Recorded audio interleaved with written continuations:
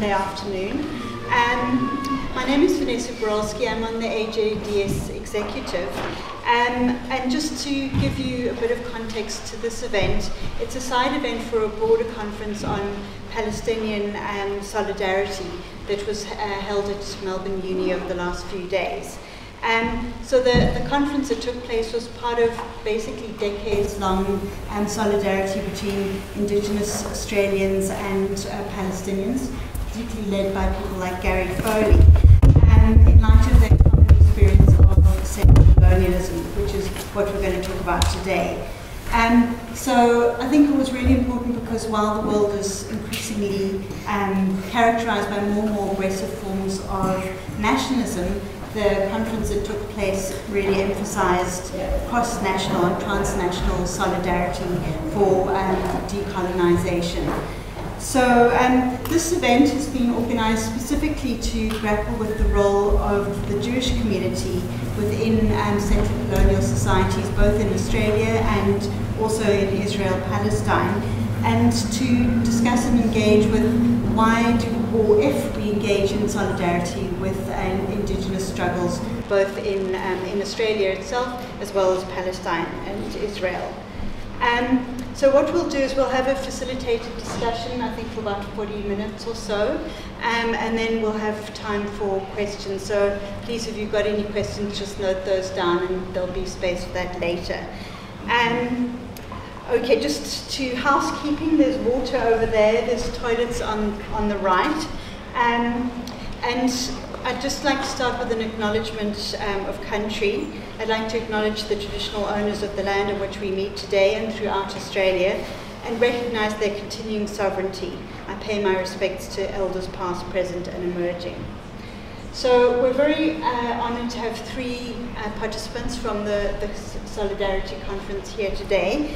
I'll read out their bios. I'm afraid they're quite long, but I thought it was worth giving you a sense of whose biographies. Just the names. You don't need it? Maybe the Condense it. You know that. People don't necessarily know who you guys are, so I'll try and go through something quick. Nadia Ben-Youssef is a human rights lawyer and advocacy director at the Centre for Constitutional Rights, a US-based legal and advocacy organization. Prior to her position at the Centre for Constitutional Rights, she co-founded the Dialogue Justice Project, a US-based Palestinian advocacy organization that works to transform American discourse and policy on Palestine and Israel. Together with her family, Nadia is currently documenting the life of her grandfather, Salah Ben-Youssef, a Third World revolutionary and freedom fighter in Tunisia's independence movement, who was assassinated in 1961, and she did an amazing presentation on that at the conference. So hopefully it'll come into the discussion. Professor Gary Foley, I'm sure most of you already know, is an activist, actor, writer and educator. He's been at the centre of political activities in Australia since the 1970s, including setting up the Tent Embassy in Canberra. He was involved in a range of initiatives around establishing Aboriginal self-help and survival organisations, including legal services, health services, the National Black Theatre. He's been a lecturer at Swinburne University, director of Victorian Aboriginal Health Service, on the executive of the National Coalition of Aboriginal Organisations. I'm trying to go through all the multitude of positions he's held very quickly. And currently he's teaching history at Victoria University. Dr. Marcelo Svirsky is a senior lecturer at the School for Humanities and Social Inquiry at the University of Wollongong. He researches settler colonial societies, particularly Israel and Palestine, and focuses on questions of social transformation and decolonisation. Since the 1980s, he's been active in solidarity work in the Palestinian struggle and has been part of various Arab-Jewish initiatives. He has published several books on settler colonialism in Israel-Palestine, including Arab-Jewish activism in Israel-Palestine in 2012, collaborative struggles in Australia and Israel-Palestine in 2014, and a co-authored publication in 2017 titled From Shared Life to Co-Resistance in Historic Palestine. So if you could just welcome the speakers.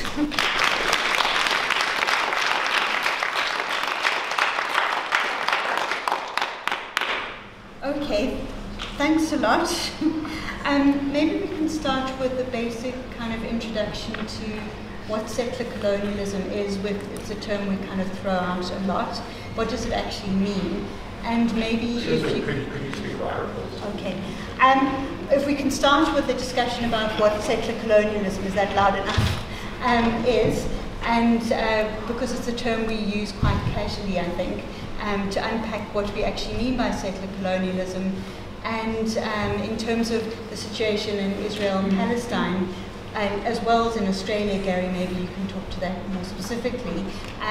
You know, why do we call both Australia and Israel, Palestine settler colonial societies?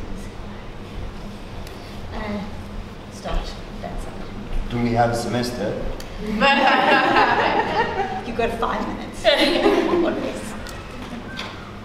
Well, it feels a bit weird to talk about that here as what's supposed to be kind of self-evident concept, and because it's still a reality, and that's the whole point of talking about it, right? Not just the history of. Well, basically, this concept brings together two things: the settler aspect and the colonial aspect, which means that settler colonialism is not the same as colonialism, what we call pure colonialism or classical colonialism. You know, bunch of white people coming into another people's land and robbing their assets, land, exploiting local populations, and then going back home.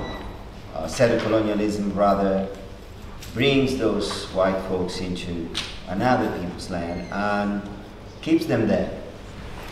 And the problem starts with the fact that those white folks coming into a new land for them don't want to integrate on any system of life that already exists there, which have made redundant this meeting today, perhaps, without were the case. The problem is that they don't want to integrate in whatever exists already, but they want to destroy the system of lives that exists where they come to. And I think the best book I recently read about this that explains really comprehensively is Bruce Pascoe's Dark Humor. Without even, dwelling into settler colonial theory, but he explains that really beautifully in the sense of how these invaders destroy the speciality of life, not only genociding the people that they encounter, but also the whole habitats, which in a strange way explain also what is happening in New South Wales and Queensland with the fires, right? The way whites have been treating land and space, and that's one of the results. So you have these people coming into a new place, at times ethnic cleansing them, those existing on the land like in Palestine, at times genociding them like it happened here in Australia, in order to replace them. And instead of the living existence, they create a new way of life and work very hard to subjugate those indigenous populations that remain in their own country. And that's more or less the whole story. And what we live today is, in fact, further and further development of the same logic, which classically we have this Australian late Patrick Wolf, who defined this whole thing as operations following, implementing the logic of native elimination. In my own view of things, in the case of Israel-Palestine, my sense was always that, and Gassan Hayes referred to that in the conference, in part of his talk, there is that fantasy of the Israeli, of the average Israeli, if there is such a thing, to wake up one day and see that, oops, they all disappear. They are not anymore there. And when you live up to these fantasies, so most of your operations, your affects, the way you relate to your space is all about trying to fulfill that fantasy that it still doesn't exist. And for me, that explains a lot of where violence is coming from. That gap between what they desire and what is not there. I think I've spoken enough for now. Do you want to add on to settler-colonialism? No, I mean, that's it. And Marcelo has been dedicated his life to defining and understanding what settler-colonialism is in various contexts. And I think what I'm eager to do with this conversation is really absorb and internalize that discourse. How does it relate to you individually? How does it relate to you as a community? And I think that's what we can hope for, I think, from a gathering like this one. We're taking concepts and ideas of structures and states and understanding how we embody those structures and states. So how are we advancing those of us who are settlers on stolen land? How are we advancing this logic of elimination of the native? How are we participating in the destruction and replacement of Aboriginal or indigenous life, political regimes, traditional ownership, understanding and relationship to land, names? This concept, I think you'll see, so Marcelo and Patrick Wolf and other thinkers of settler colonialism really say, you have three main elements of settler colonialism. One is the control and the settlement of land. So you want to take that land for yourself. As you're pursuing the elimination of the native, you want to destroy any reminder. There was a lot of discussion in the conference about Aboriginal and Indigenous and Palestinian existence as a reminder of the past, as a reminder of what came before, which is really frustrating for the settler, that there existed something before, because then it calls into question your legitimacy on that land, which is why you see at the establishment of the State of Israel the destruction of 531 Palestinian villages, and putting on top of them either new Jewish towns and settlements or forests, a way to erase that history. Because you need to destroy and replace it with something else. You see it also in the naming of things, where you have indigenous or Aboriginal names, either a replacing or a co-opting of that name. So I'm seeing a lot in Australia, a lot of co-opting of Aboriginal names, and the settler taking that on as their own identity. And you see that also in Israel, Palestine too. One particularly powerful example is an unrecognized Palestinian Bedouin village in the Naqab, in the Negev, in the south of Israel, called Hiran. And right now it's in this process of destruction. So as Marcelo said, it's an ongoing process.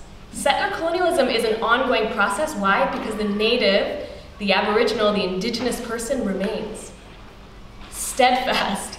And so you have to continually destroy and replace. So Hiran, this village inside what is now Israel, is being destroyed to create a Jewish town on top of it called Hiran.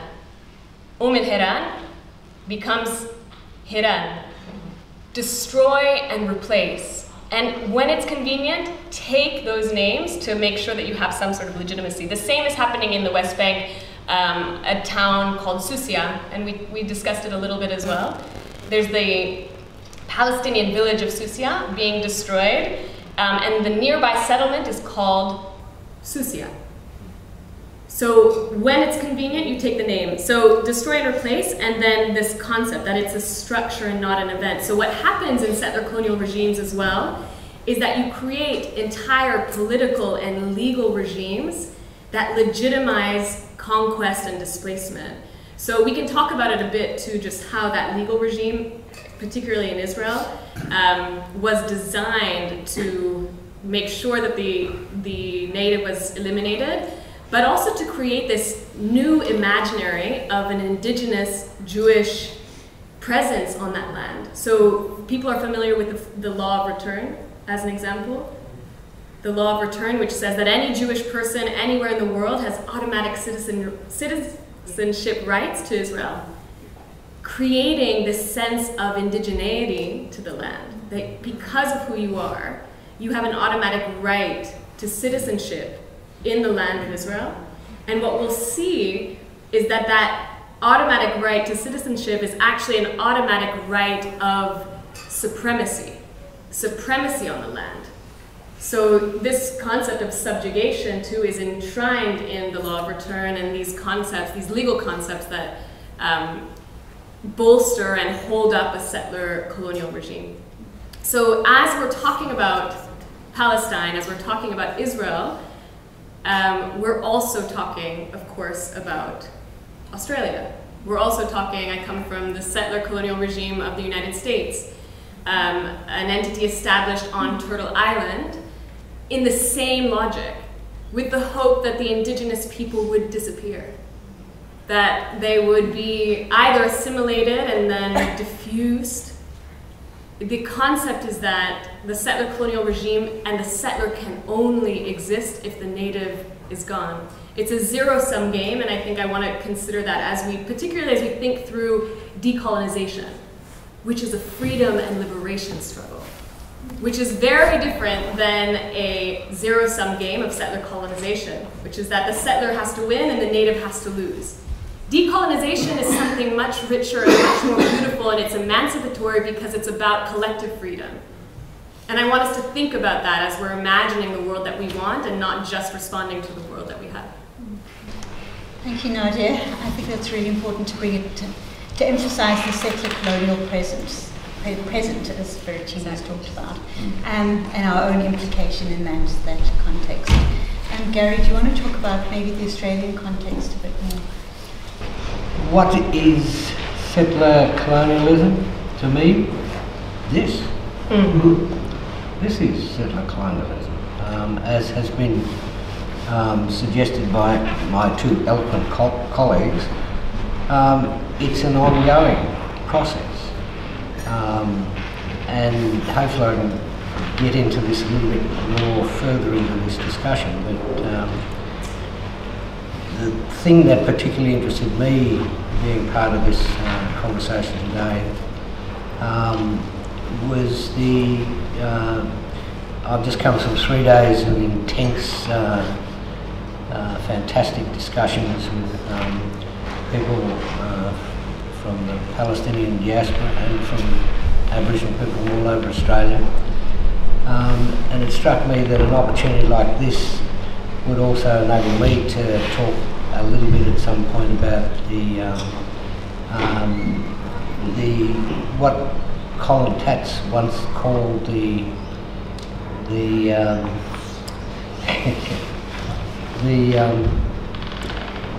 imperative incumbent on the Jewish community in relation to its relations to Aboriginal people in Australia. There's been a lot of soul searching amongst Palestinian people living in Australia over the last 3 days about the nature of their not only relationship with us, which up until now has been to a large extent non-existent, but where do we go from here, and how they may unwittingly, as displaced peoples themselves, it is possible to be complicit in the ongoing oppression of us here in Australia. And so I think a similar conversation has been going on within the Jewish community in Australia for a long time with varying degrees of success. In preparation for coming to this talk today, I remembered an old essay that I remember having read by Colin Tatz, an essay of disappointment in the Jewish community in Australia. And I tried to find it to revisit it, and when I Googled it, I found this thing that appears to have been a slight rewrite on his part, which was interesting in itself, because among, as he pointed out, in his home country of South Africa, the Jewish community there, albeit under extraordinarily difficult circumstances, played very little as a community role within the liberation of the people of South Africa. And in Australia, despite there being, you know, significant, very significant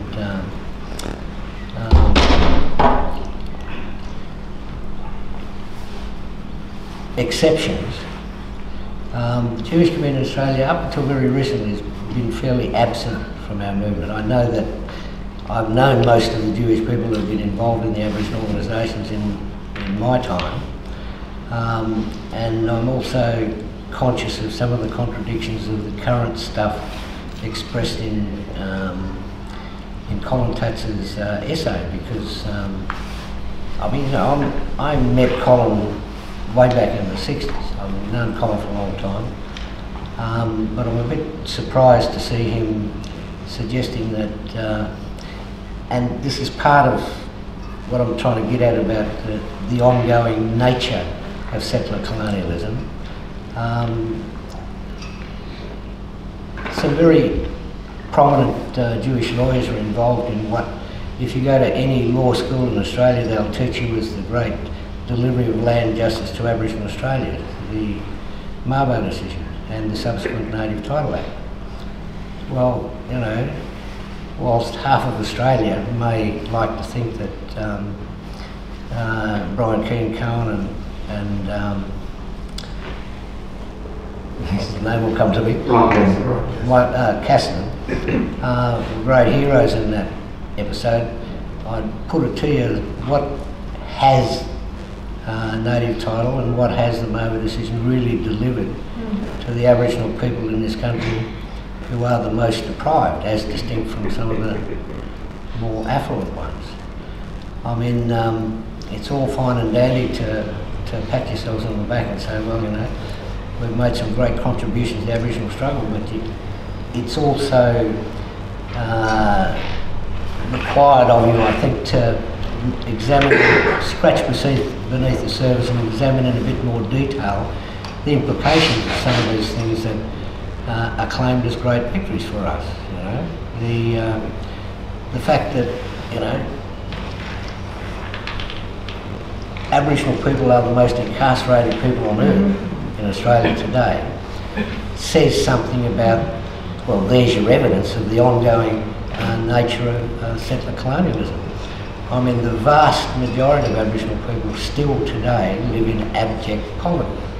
I mean, you know, and it's fine for the Saturday paper to give acres of space to the extreme right-wing politicians of Aboriginal Australia like Marcelo and Noel Pearson.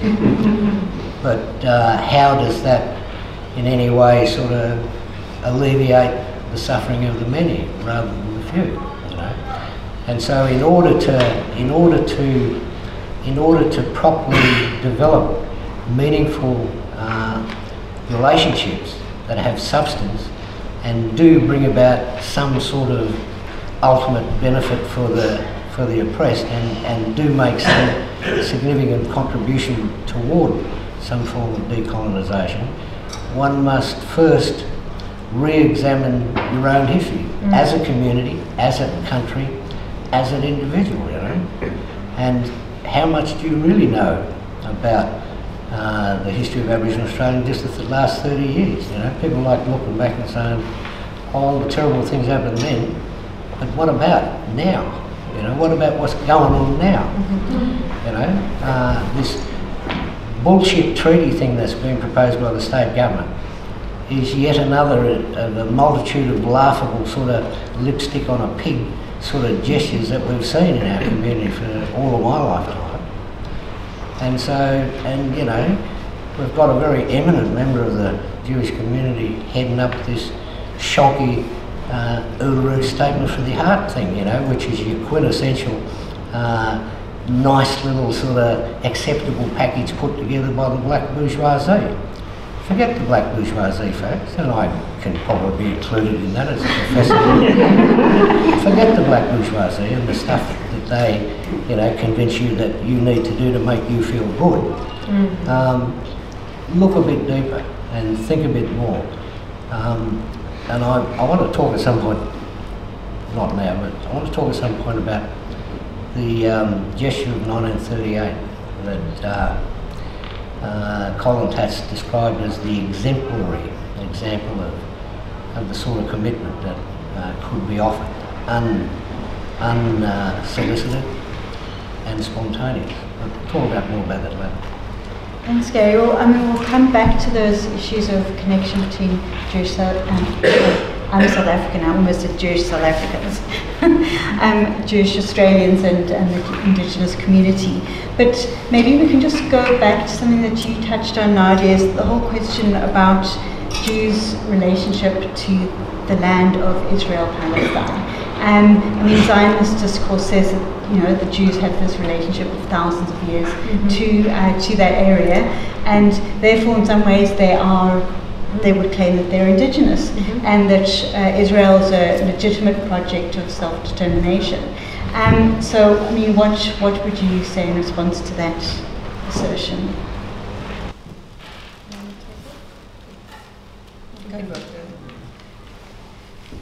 Oh, great question. Great question, and it raises so many I hope reflections about the legitimacy of the law, the idea of indigeneity and what that means and who has a right to it. It makes me think about weaponizing particular ideas in order to benefit from systems and structures of oppression.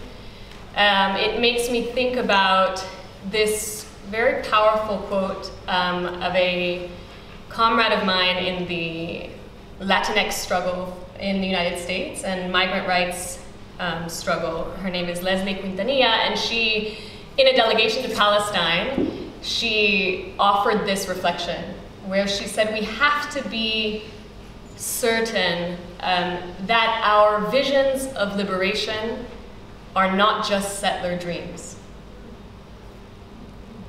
Are your visions of liberation mere settler dreams?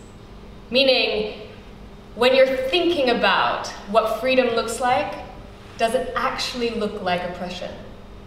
So we're using this concept of indigeneity, and the Jewish community has used this concept of indigeneity as a way to justify those frameworks that we discussed, justify the control and the confiscation of land, to justify the elimination of the native, to justify destruction and the replacement of culture and identity and history. What use is that term if it's about destruction and subjugation and oppression? And to me, the use is zero. What a devastating and horrifying idea that you translate indigeneity into a concept and a justification for oppression. So for me, it's a pretty clear, even on a moral level, a pretty clear misuse and criminal definition of what it means to be indigenous, what it means to have a deep relationship to land, what it means to have a completely unique culture and tradition that ultimately will save all of our societies. To use that in this way is really horrifying. But on the other hand, I mean, even if you look at definitions, this sort of time immemorial definition of indigeneity is really used only by those who are denying the indigeneity of others. Like, it's not a contemporary, I mean, and you can talk more about this too, of just folks who are looking at indigeneity and scholars who are understanding what that means. That's not the definition that they're using. So the definition that you see also codified in international law, so the UN Declaration on the Rights of Indigenous People, which was just codified in 2007, and this sort of demand for indigenous recognition of societies around the world really is in response to oppression. It's in response to political entities and settler, colonial, and colonial states by people who are subjugated by those states, who then claim an identity that's antagonistic to the nation state that's imposed upon them. So indigenous struggles for self-determination and the use of international structures to do that is a relatively recent concept because it's in response to colonialism and to these structures and systems of oppression. But indigeneity and indigenous as it's codified in international law and as it's understood by scholars and indigenous people themselves is their culture and tradition that exists and predates the current political regime that subjugates them. So it's not about this concept of who was the first temporally to touch the land. It's who has a legitimate claim of resistance to a political entity that is oppressing them and denying them their rights and denying them culture and tradition and connection to land.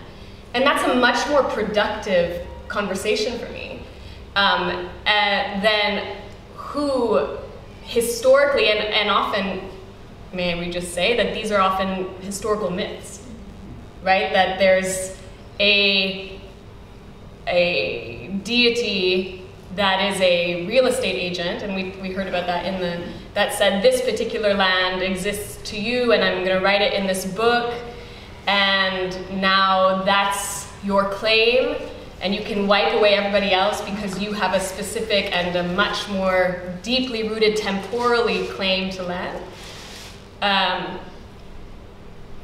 misses the point.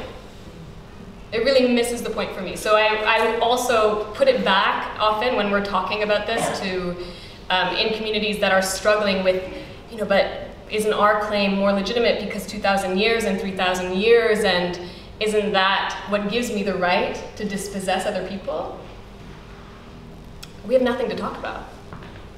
We have nothing to talk about because you are not part of a community that is struggling for justice.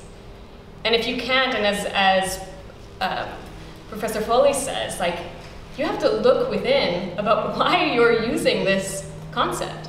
What's in it for you? What's in it for you to say, I have a more legitimate claim than someone else to the land, I'm gonna dispossess them of their identity and their history and their language and their culture? Decolonization starts within. And you are responsible for that, individually, as a community, absolutely, to challenge what's in it for you, this language of indigeneity. Marcelo, do you want to make any comments? There is a lot in it for them, for Israelis and more generally Jews. People ask me, how come Israelis and perhaps Jews more generally worldwide come to believe the Zionist story? My answer is generally, why shouldn't they? Right. It's a beautiful story. It's a very strong story. It's the perfect Hollywood story. Right. It's a story of exile, persecution, and redemption. It has all the proper ingredients to become a very strong and appealing story. I mean, this nation was twice exiled. In exile was persecuted almost at all times. This nation experienced one of the worst forms of organized violence not long ago. And after 2,000 years, they somehow managed to reorganize and find a way back with this idea of the nation as European manufacturer. And against all odds and all aggression, as they would say, they had a very successful state put in place. And to be honest, I think that Zionism is the most successful national project in modernity. I'm totally certain about it. Not being cynical, I believe so.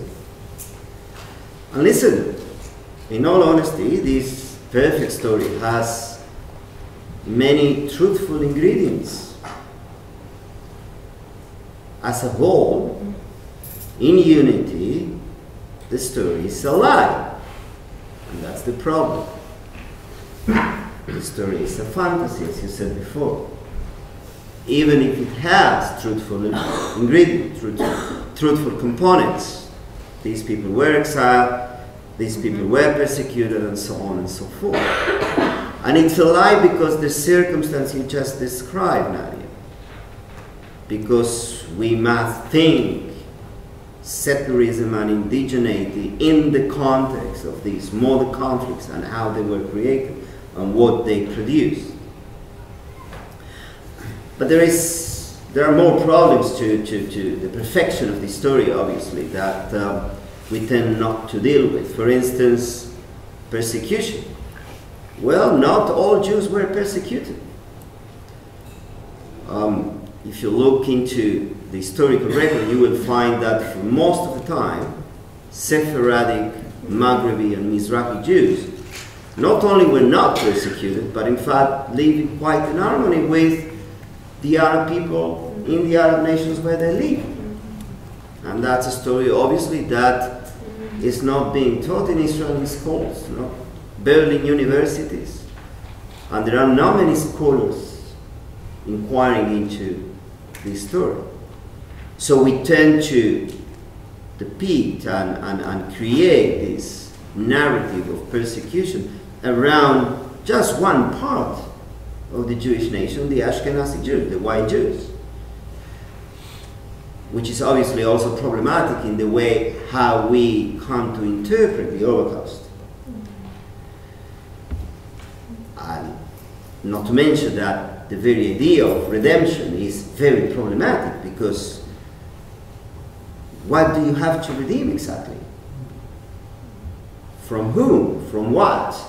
And with which tools?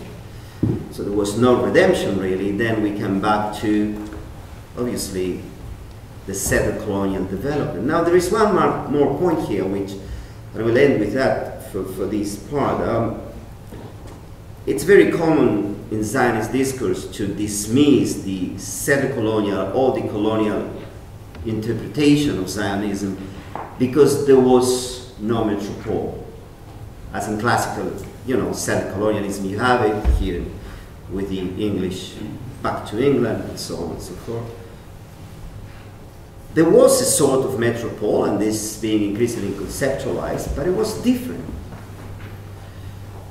And I think to make this simple, there were two main sources of strength coming from the European continent that fed very importantly into how Zionism developed on the ground in Palestine. One is the World Zionist Organization, starting with the Zionist Congress, and the vast amounts of money they managed to recruit and send to Palestine to feed into the project and the settler colonial machines. And the other was London. In very strong ways, and particularly after World War I, during the British Mandate, London was a sort of metropole. And just to illustrate, Palestinians sent a number of delegations to London to speak with Churchill, with other colonial ministers, people in government, with parliament, to put their case forward. The access that the Zionist delegation and the Zionist representative in Britain had, the direct communication to the level of dining together with these politicians, going to play golf together, Palestinians never had. And that illustrates, I think, really nicely the differences in access to power that Zionists had from 1917, at the very moment they start fighting the British in the late 40s, compared to the non-access Palestinians had to these very spaces of power. So that's a sort of metropole. And the Zionists, the World Zionists, also keep working during all this, the beginning from Berlin, later move into other capitals in Europe, and eventually ended in London as well. So when you put all these great forces together, the source of power together, you certainly can claim that Zionism had a metropole, not the classical capital sending troops and people, but a similar one. Gary, do you have any last comments? All right, well then maybe we can go back to the question of solidarity between indigenous struggles, and maybe you can talk about what you think the nature of the links are between indigenous struggles and what the role of Jews specifically can play in both Israel, Palestine and the Australian context. And I think you started touching on that, but to expand on that.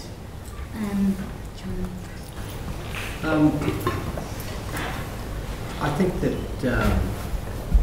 it's always good to look at the contradictions.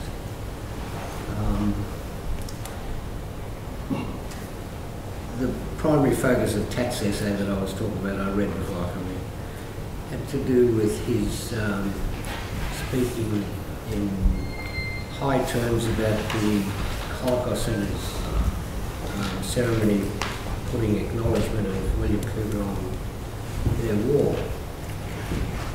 But it was the way in which he framed that. Could you talk louder, Gary? Sorry, I'm dying with a chest infection today. I fully expect to drop dead halfway through this. He's a doctor now. And I've got my hearing aids in, so it's unfair of me to talk softly.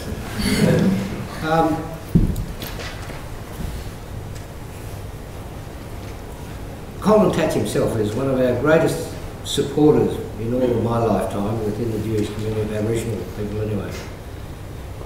Himself, in his essay, erases an important component of the story as to how that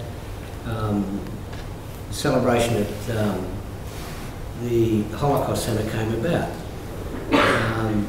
And it's these contradictions in this brief story I'm going to tell you that really bring to the fore the point, the importance of having a detailed knowledge and understanding of history. Otherwise, it's real easy, even for our best friends, to either wittingly or unwittingly erase certain aspects of that history. The story of William Cooper and the deputation, more importantly, the deputation from the Australian Aborigines League in 1938, just after Crystal Night, to attempt to lodge a formal protest with the German Consul General in Melbourne. That simple little historical fact was brought to the fore by me when I was a little nobody undergrad student at Melbourne Uni, albeit late in life, studying Holocaust studies, in fact. And as part of my research into that, I came across this little item. And here's part of the ironies, here's part of the contradictions. I came across this item in a book written by Andrew Marcus, who at the time was on the board of the Holocaust Centre.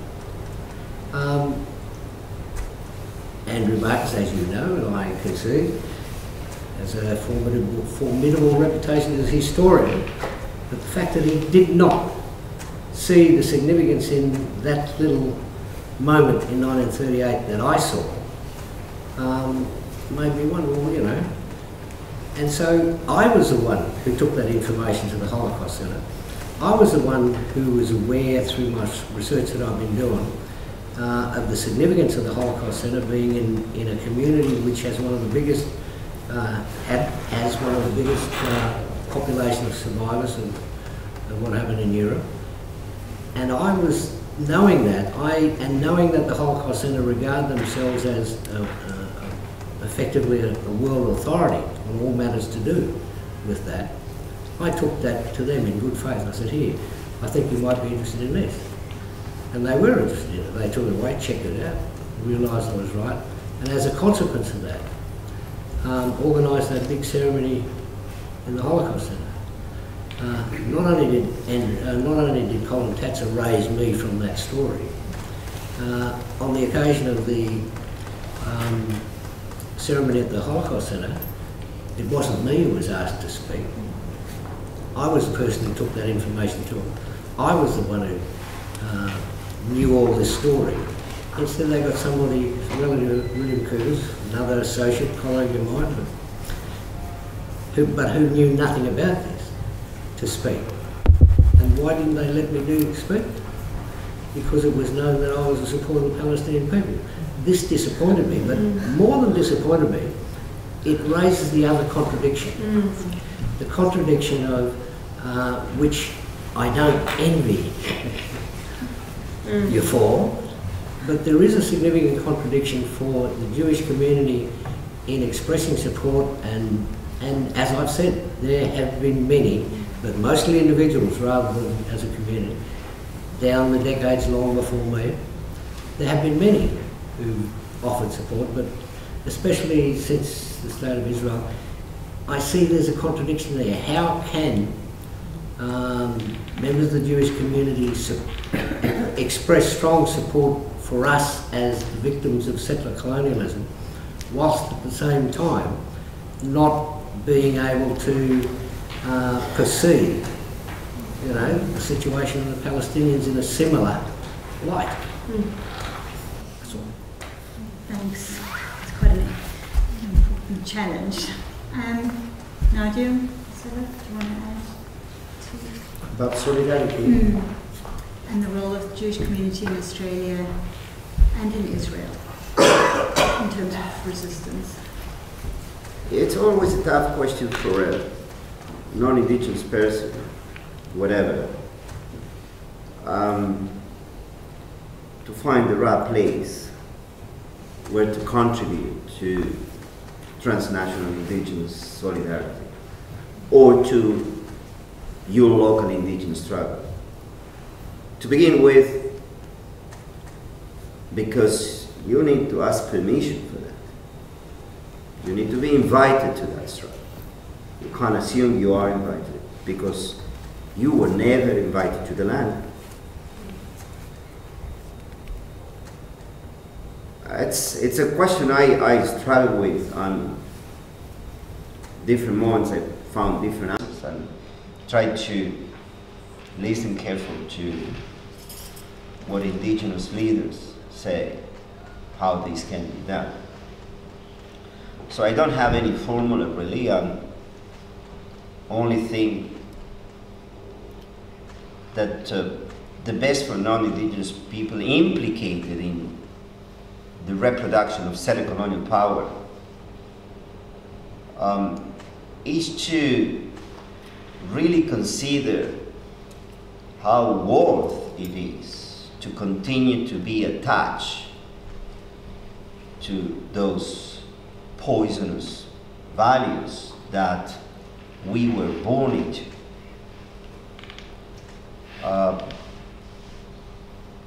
Those values build us in damaging ways. Those values bring us to be part of systems that oppress other people. And I really can't find any good reason why we should stick with those attachments. So for me, the question of solidarity, the Indigenous struggle, crosses through, and we're talking about this today in the car, the question of how I can transform myself to begin with. And I am aware that this is not idealist a process, because we don't live in conditions that enable those transformations that easily. You see, those systems of oppression are very keen to keep us in the loop. We are very important to them. They rely on us. Imagine many years ago, Professor Shael Leibovich in Israel said, we need just 500 Israelis who decide to refuse to serve in the army and everything will change. Well, we had that already, long ago. Nothing changed. Because it's not just about serving in the army, it's deeper and wider. So that's really the only practical thing I say to myself and I say to people like me. Think really, if you want to keep yourself, your life attached to those kind of values and stories, and if you want to raise your family in that way, we are reproducing poison to ourselves and to the environment, which environment for me means also all other people living. I can't see a non-indigenous person doing beyond that, because that would be a big pretense. That won't be right. Thank you. Well, we're almost, I think, out of time, but maybe just to conclude, Nadia, you were talking a lot at the conference about the importance of imagining the future. Mm-hmm. So, in the light of the realities that Marcelo was talking about, how do we even begin to imagine a different future in the context in which we're located?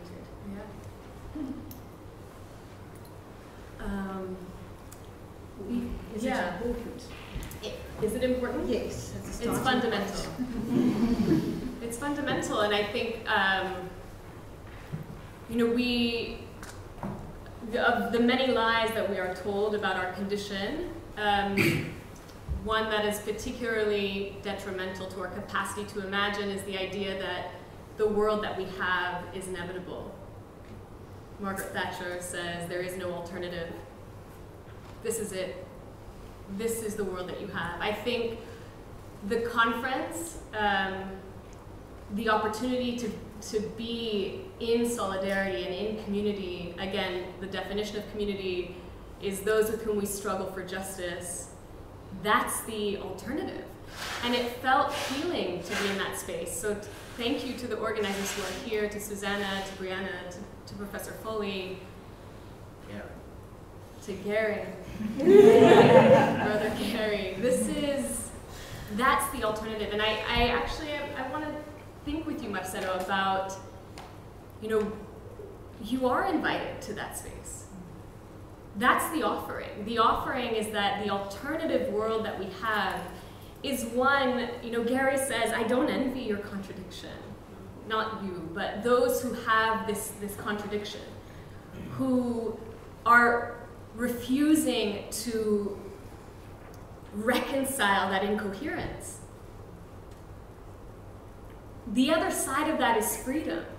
To let go of the myth of supremacy and the necessity to be in a position of oppression, the alternative is liberation. And we need to make that irresistible. We have to do the work to say that that future, a decolonized future, where the settler is eliminated not because they're thrown to the sea, but because oppression no longer exists. There is no hierarchy, colonial hierarchy, human hierarchy, racial hierarchy, gender hierarchy. That's gone. And that's the world we're trying to create. It's a world of political coherence. And that's what Gary is saying is so, when you expose that, and the work that we did in the United States around kind of shifting discourse on Palestine had to be rooted in an understanding of what it meant to be on stolen land and talking about settler-colonialism. And we would talk about the Nakba, the catastrophe in Palestine, and we would be saying that on Turtle Island, and our indigenous partners and comrades would say, we know that story. And you have to be as committed to uprooting that as to what you're dismantling and the future of decolonization in Palestine. And I'll just tell just a couple of stories just to invite us to rethink the way that we're organizing, and I know you're all doing advocacy here. We need to be able to get to a point where we're talking about Palestine and decolonization and liberation in terms that exist here, right? So what we started doing in the US is that when, the 4 panels of the loss of Palestinian land over time, where you see this historic map and then, right, so I was at a high school in New Mexico and telling the story of Palestine. And a Dene Navajo child, 15 years old, raised her hand and said, "That looks like the map of the United States." I was like, "What map of the United States?" She's like, "The map of the US that shows the loss of native land over time." And so now, when we talk about and do lectures on Palestine, we start not with the map of the loss of Palestinian land, but the map of the loss of native land on Turtle Island. That's the starting point. If I know what you think about that, I know what you think about Palestine. And if it's incoherent, that's on you, right? And we've started transforming the conversation. If I know what you think about racial justice and human hierarchy, I know what you think about Palestine. If I know what you think about Aboriginal sovereignty and liberation, I know what you think about Palestine. And if you have to say an exception, say, "I believe in equality, but not this." If I believe in historical justice, except there, that's when the productive contradictions happen. And we need to expose that as much as possible for each other and have conversations in our community and find that for ourselves. Like, where in me, and this is the conversation that we were having in the car, like, where in me do I benefit from a structure and a system of oppression? Where am I unwilling to let go of my power and privilege? Because it's possible to be complicit, right? I mean, this is the benefit also of intersectionality. We can talk about different analyses that allow us to uncover this, how trauma can coexist with power.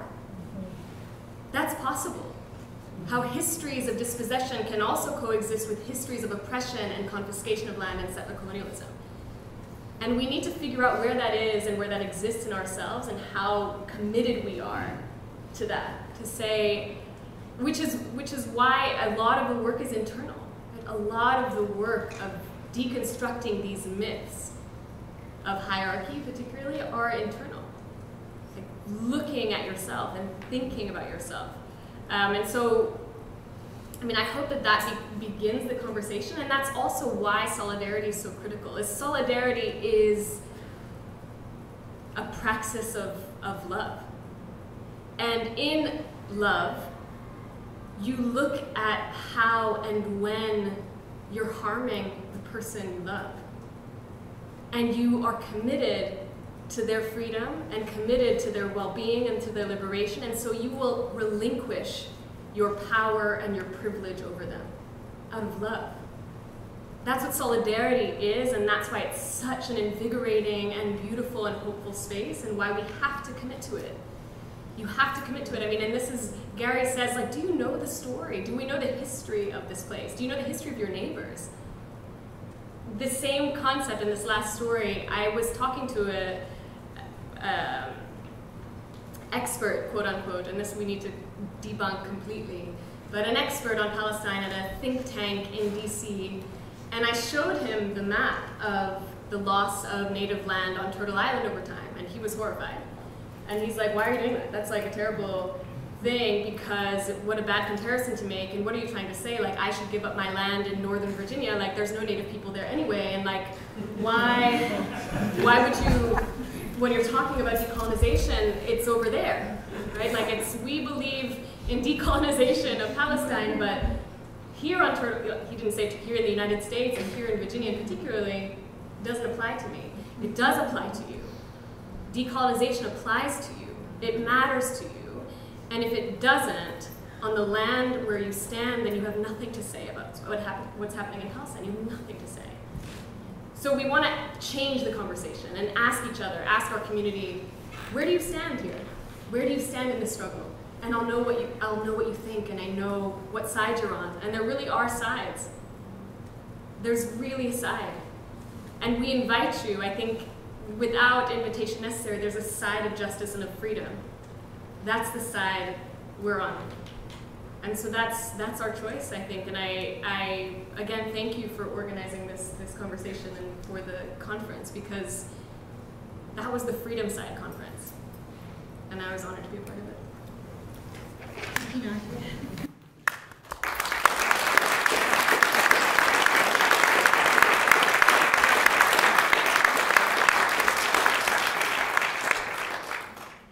On that note, should we open the conversation? Yes, David. Marcelo, thank you.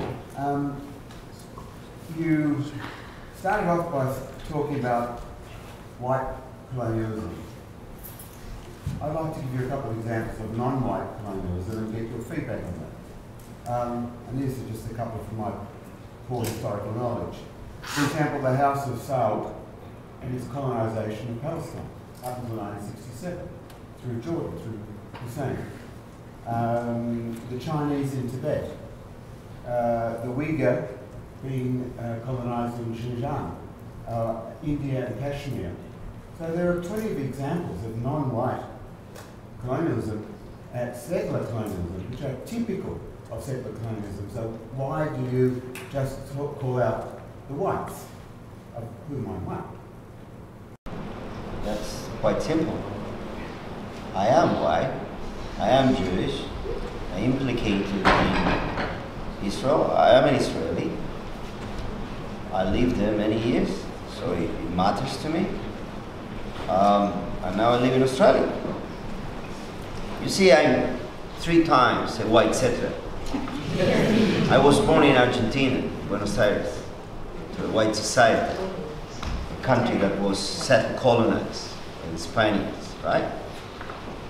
Then I moved to Israel as a Jew, taking advantage of what Nadia told us before, the right of return.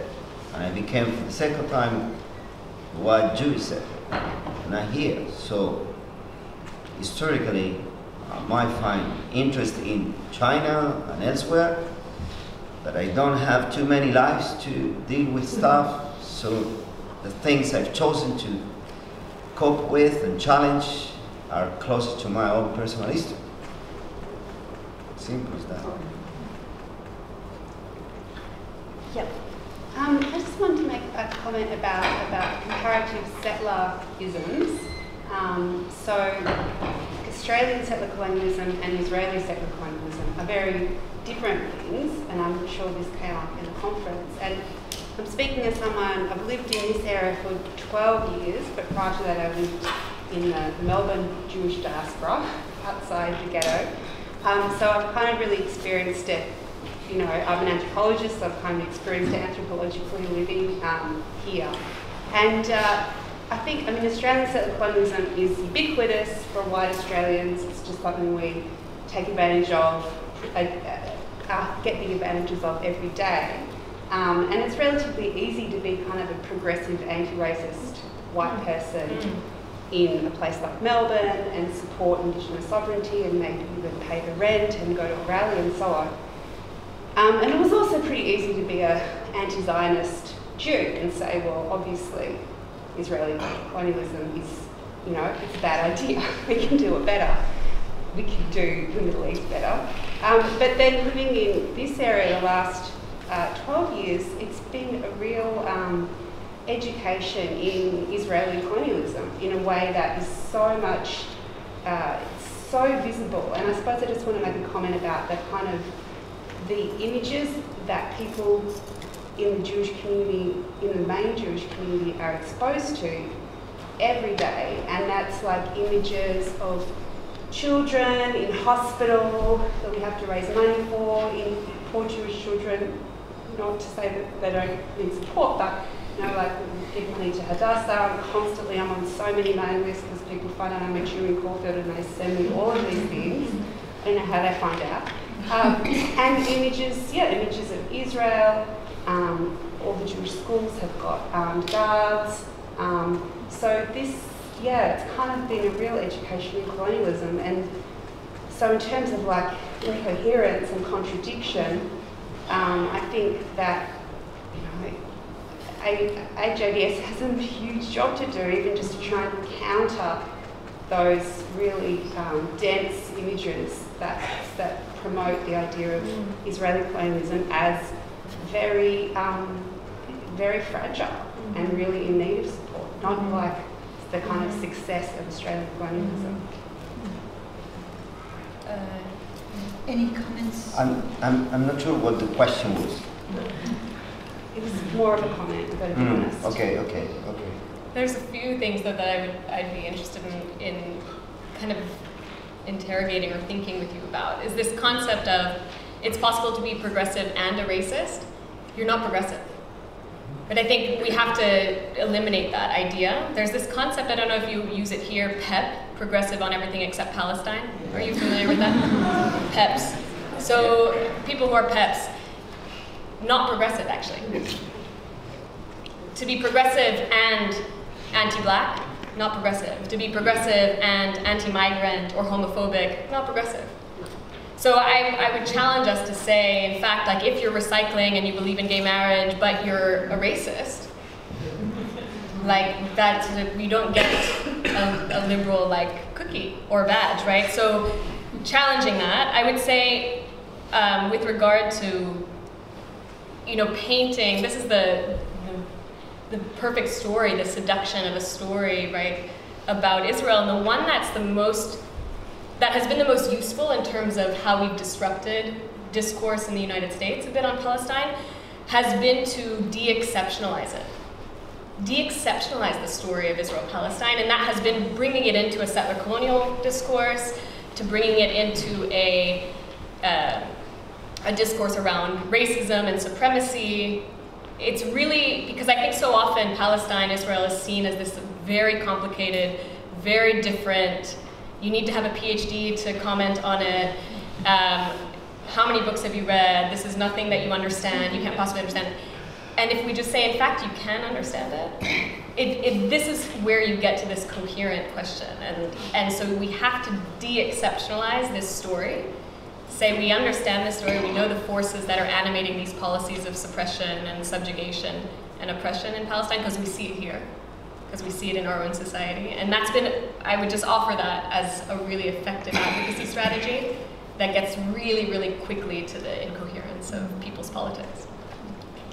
So lots of money going on, lots of money, seas of money coming from Israel into Jewish communities everywhere, and money being recruited from inside to keep that story going on, you see. And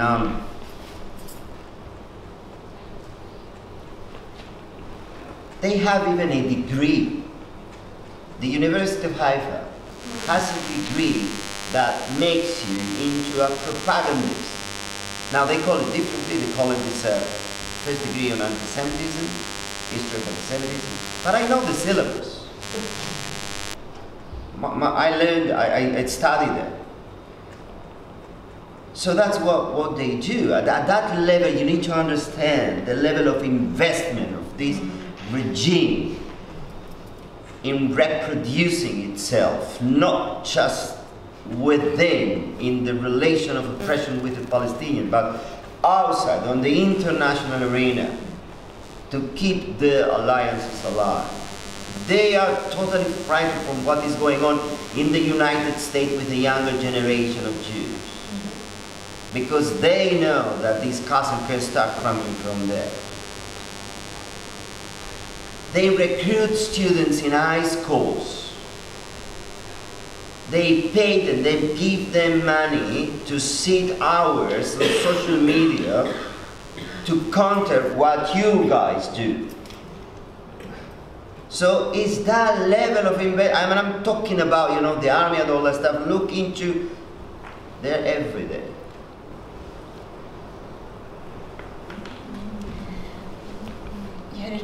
Gary, I've got a question for you.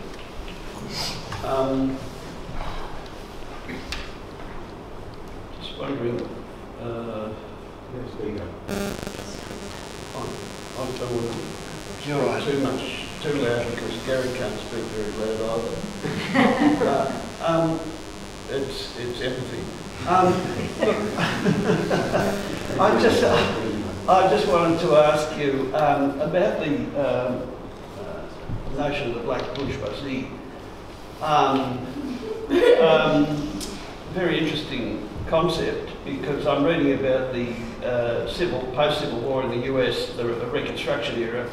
There was this notion of the 5% or the 10%, the good Negroes, and you know, the good blacks, and so I'm just wondering.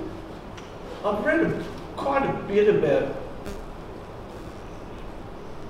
black politics in Australia over the years. I'm just wondering where you mentioned Marcelo, and I'm just wondering where you would draw a line, if you had to draw a line, at the moment between who are authentic voices, if you like, if there is leadership in the Indigenous community, who would you respect?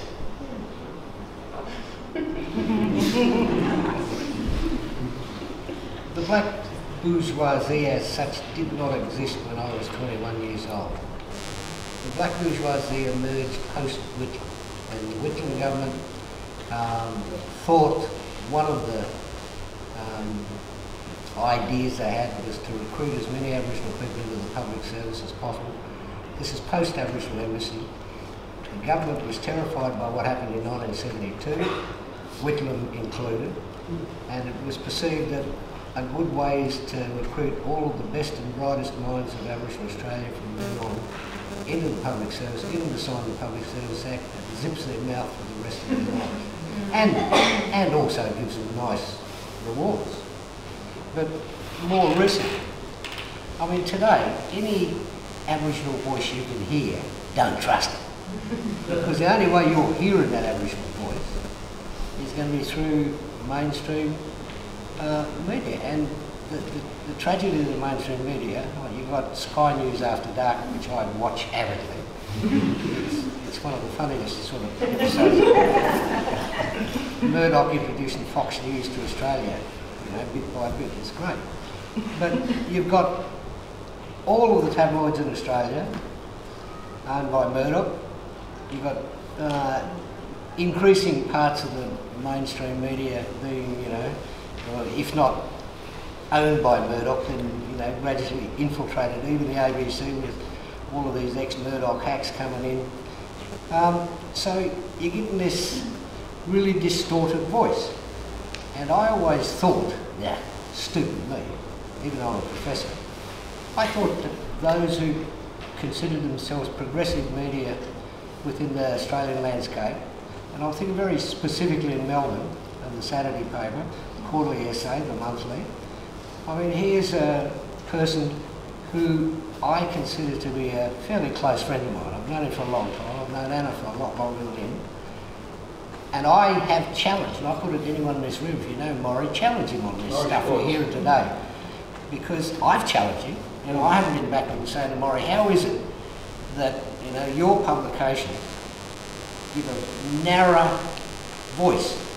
Noel Pearson, Warren Mundine, Marcelo, the three biggest right-wing stooges in Aboriginal Australia. You know? And, incidentally, the wealthiest, if you want to talk about black bourgeoisie. So these three people have a monopoly on the voice of the opportunity for voice in the progressive media, whereas all of the rest of the media are, I mean, you know, the Australians give them Pearson and Langton acres and acres of space, more acreage than the whole of Australia in the last 5 or 6 years, you know. So you're getting a very narrow point of view pushed at you. And often a narrow point of view that demonises and vilifies their own people. You know, so that suits the nation state to have these stooges sitting up there funded by Twiggy Firestone and given acres of space by Maury and Rupert, you know, in unison almost. So you know, you ask me what voices to trust. The only voices that can seep through that barrier that's there, that invisible barrier that restricts the information that Australians are getting, means that virtually all of the voices that break through that barrier are going to be, well, they're going to be the ones who are accepted, and the ones who are given an acceptable narrative to white Australia that reaffirms them, white Australians, you know. I mean, white Australians have got this national guilt that they still can't get over, and there's this constant thing, even these token gestures of work of the country. Oh, what a farce. You wheel in some poor, hapless, you know, traditional owner, so-called owner. Traditional owner is not a good term because he or she doesn't own anything. You wheel them in, pat them on the head and say, okay, could you give us a welcome to country, please? And they say, oh, welcome to my country. And then you pat them on the head and push them out. You know, it's completely meaningless. It's a token gesture. Like I said, it's pig, lipstick on a pig, but it serves the purpose of making Australians feel good about themselves. It's not about acknowledging anything to do with us, you know. And a lot of this stuff has emerged in the post-native title era, when, you know, Australians, through that same filter of information, you've been fed all this stuff about, you know, how, you know, the law gave land justice to Aboriginals. Nonsense. Native title's not land rights. A native title owner owns nothing, you know. I was a native title owner of this place. Does it mean I can build myself a house out there in the creek? No. Does it mean I can wander in here any time of the night or day if I want it? No. I'd get short shrift from the security guards. Well, does it mean I can charge this nice cricket club rent for having this ugly construction on my native title land? No. So what's native title? Thank you, Ron Caston. Thank you, Brian Kern-Cohen. That's wonderful stuff, mate. It's just what we want. Okay, are there any last questions? Thanks, that was really wonderful. I've got a question, but it might be a bit ranty, so forgive me. Welcome to the club. So have been for a long time a migration and refugee lawyer, and I'm a writer, and I'm an activist, even though that term is gross and probably meaningless. And I guess people in my position understand the work that they are doing to be a type of decolonial work, that is, that our everyday business is to assist people who are fleeing the vestiges of the decolonising or currently colonised world and to resettle elsewhere. But there is, of course, an extraordinary tension between that and the way that migrants are used in the state building project, and the way that, I guess, in order to found a claim against the state, you have to talk the state's language, essentially. And some examples come to mind. So the first, I guess, movement for migrants' rights that I was involved in was when in 2008 and 2009 the taxi drivers began to mass strike in Melbourne, and there were mass acts of racial violence targeted at taxi drivers, and Indian taxi drivers in particular. And so there were guys who were holding up signs saying, you know, you people robbed us and we're here to earn it back dollar for dollar. So really sort of anti-colonial language in relation to the Indian condition. And then I remember Uncle Ray Jackson came down from Sydney and was having a discussion with all of us. And he wasn't making light on things, but he said, well, if Indian students are having trouble getting bashed, perhaps they should wear a t-shirt that says, I'm not Aboriginal, you've mistaken me. His point being that there's an always primordial state of bashedness that migrants can get out of after a period of purgatory. And so we all took that very seriously in our organising and like toned it down a little. I guess I wanted to ask everybody, but Gary in particular, how do you, can we ever reconcile a politics of open borders with Indigenous sovereignty? Are those two things reconcilable? Which two things that you reconcile? Sorry, say that again? Which two things that you reconcile? The politics of open borders, of dismantling national borders in the interests of free movement of people, and Indigenous sovereignty in settler colonial contexts. I mean, national borders are not a product of us. They're something that's been imposed upon us. I believe that Australia's got a long way to go on this path down reconciliation or revolution or wherever we end up. But in my lifetime, I've seen so little progress that I'm really pessimistic. I think that the settler colonial project in Australia is at such a stage, like the assimilation project is more advanced today than it was at any time, you know, when I was growing up, when we had special rules subjecting us to that, you know, and I probably say it sometimes just to provoke thought, but I'm not sure I'm saying it like that. I think I genuinely am getting too pessimistic in my old age, and I've said to my students sometimes, you know, in 50 years' time, you won't have to worry, there won't be any Aboriginal people, you know. That'll be the end game of the colonial project will be roots. But I just say that to them just to provoke them. I hope I don't mean it, but the longer I live and the more destruction I see out there in the values, the sort of everything that was once my community, the more pessimistic I get. I don't know. The answer to the question is I don't know. But I will say this, that the really promising, I mean, you know, it's pathetic when an old codger like me has to resort to saying, I see some light on the horizon, but I do. It's pathetic, but there's a new young generation of Aboriginal people, mostly in an organisation called Warriors of Aboriginal Resistance. They're young, and they're developing their own tactics and strategies. And for a bunch of 18 to 25-year-olds, small bunch, handful, to be able to pull 80,000 people onto the streets of Melbourne on Invasion Day this year, that gives me hope. You know, that shows me that not only is there a new younger generation who are sort of got the smarts and who are going to take the struggle forward, but it also says to me something about, maybe it's just Melbourne, you know. I think it is just Melbourne, but there is a growing sort of awareness and consciousness out there. You know, 80,000 people, that's pretty good. I mean, even in our heyday, when we were the greatest, back in the late 60s, we didn't get that many people out on the street to support Aboriginal people, so that's pretty good. And it's that, the key component is that there's growing numbers of Australians who are facing up to the sort of issues that we've been talking about here today and confronting them in a non-guilty sort of way, which is an important part of the process. You've got to, you know, we say to people, look within yourselves. Too many people say, oh, you're frightened what they say, but there's no need for fear, you know. I mean, somebody asked a question earlier on about the future. I mean, the future can only, well, the future is liberation for everybody, and that means all of us feeling better about ourselves and being able to live better than we are now. Thank you. Well, on that note, if you'd like to thank the speakers.